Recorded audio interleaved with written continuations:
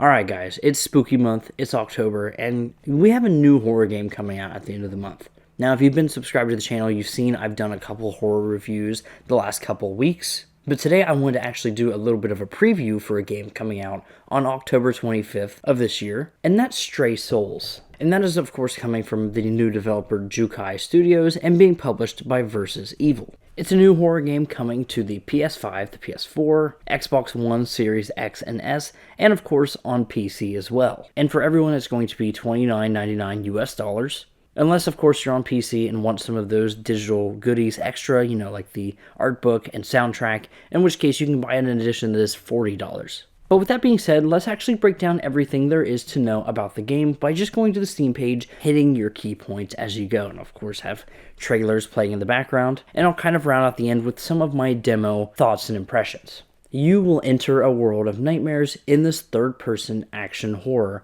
inspired by the classics of the genre. Fight terrifying creatures, solve mind-bending puzzles, and unravel a horrid family secret to expose the chilling truth behind your existence.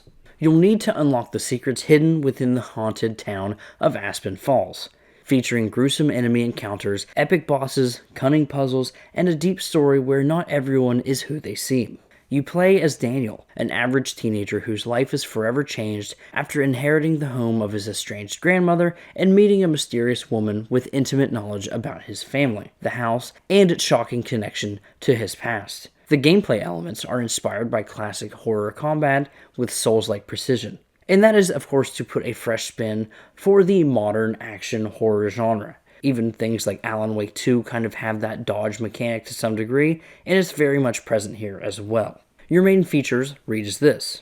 You're going to explore the town of Aspen Falls and the surrounding areas to uncover a malevolent plot set in motion at Daniel's birth. You'll immerse yourself in Daniel's story, choose responses at key moments through branching dialogue options, shaping Daniel's tone and personality. This personally to me seems so cool, and I'm really excited to see the differences of how this can play out. But one thing you're absolutely going to have to do is fight hordes of nasty creatures or run for your life. Simplified combat without massive loadouts puts the focus on strategizing combat tactics and resource management. Now with that being said, the smaller loadout is explained within the lore with a certain gun, and I think it's going to get into it within the story of the game. They've made a post about it. I'm just not going to spoil it because I think it's actually really interesting. But outside of that, you're going to solve dozens of clever puzzles with out-of-the-box solutions to test your wit. Now in the trailer, they seem, I don't want to say run-of-the-mill, but they seem very much what you'd expect from a Resident Evil or Silent Hill styled game, and I think that's what you're going to get here with maybe a little bit of a twist in their own way. And finally, it says that there are randomized systems to ensure that enemy encounters, item locations, changing weather patterns, and strange phenomena all occur at various places, making each playthrough feel unique. So to me, the easiest way to think about this is enemy placement and item placement. Of course, the weather patterns and things like that are really going to be cool, and I'm curious to see how that's going to play out. And already I feel like that is a lot to know about the game given just what it is on the store page. But there is a little bit more that I guess there is, so I'll go over it here as well.